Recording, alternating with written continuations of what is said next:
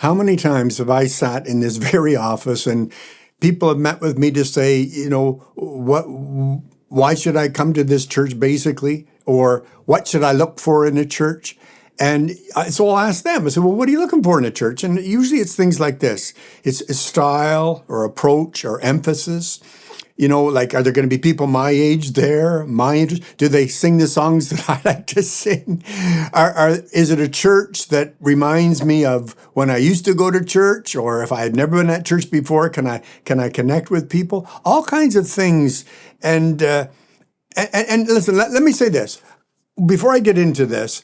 I want to be upfront with you that when I get into this, I'm not saying that every church needs to do things the way that the church that I serve in does, because every church has its own personality, its own style, its own approach, and those can all change, and yet the message and the heart of the church can be exactly the same. I was in a class, actually, where people were asking questions about the church, and I went through, what our church values and what our mission is. And I said, now, am I saying that our church is the only one that's doing it right? And one lady said, yes.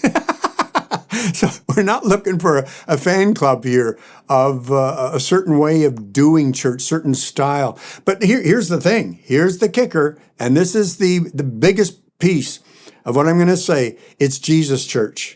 He said, I will build my church. He's the one that started it and gets to say what the essentials are, what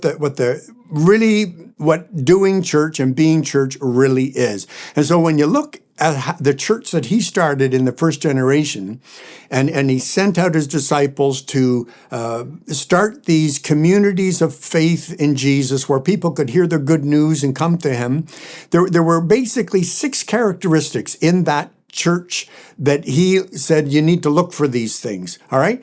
I wrote them down. Here's the first one, that they would experience Jesus. Whether it's the songs they sang, the teaching that they gave, or the way they did community together, that they would experience Jesus. That's the first thing a person should look for. Is it got Jesus written all over it?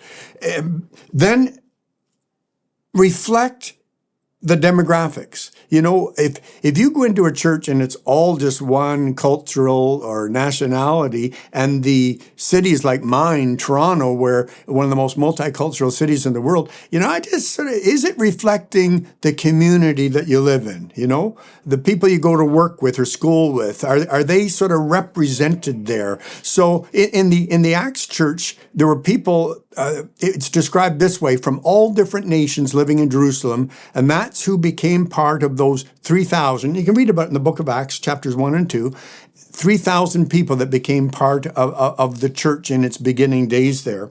The third thing is a special focus on the next generation. I don't know how many pastors I talk to that they say, man, I've just got all these old people, bald and snow on the roof people, and so few of them, whereas if the focus is always on the next generation, the older generation sacrificing so that the next generation can experience Jesus, that's pretty key. So you want to be looking for that. And then fourth, impact the community and the world. Are they a happy, holy huddle? You know what I'm saying? Are they just sort of there to serve themselves, or are they reaching out to make an impact?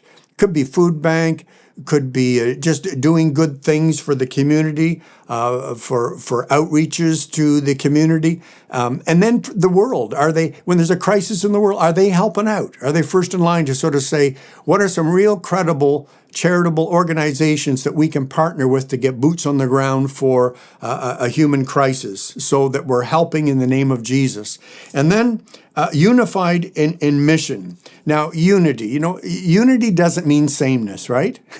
Some people think, oh, everybody was my age and liked the same songs, and we all liked the same style and approach, and so therefore we had unity. No, you don't even have unity until you sacrifice something in order to have unity. Otherwise, you just have sameness. So you sacrifice, you give up something to be part of something larger than you that is different from you. And then 6 is Jesus-centered, not a certain leader or denomination or they're just doing social justice, or they're just doing worship songs. No. All of these things are to be done. One of the experiences I had recently was I was at getting a delivery, and the Purelator driver showed up. I went out to meet him, and I didn't realize I was wearing one of my dad's old work shirts that I'd forgotten to take the badges off. And so I was out there with this very shirt that has RCMP, because my dad used to be in the Mounted Police. And the guy was so nervous and couldn't get out of there fast enough, and I didn't know what was going on until I realized I was wearing one of my dad's old shirts, but I hadn't taken the badges off. But the reality was that I didn't have the authority or the power that this guy thought I had. I didn't have what it takes to warrant that kind of respect or whatever it was I was getting there. And a lot of churches are like that. They have the name church on the sign outside the door, but they're not doing these 6 things that Jesus says, I will build my church. It's his church. So look for these 6 things when you're looking for a church.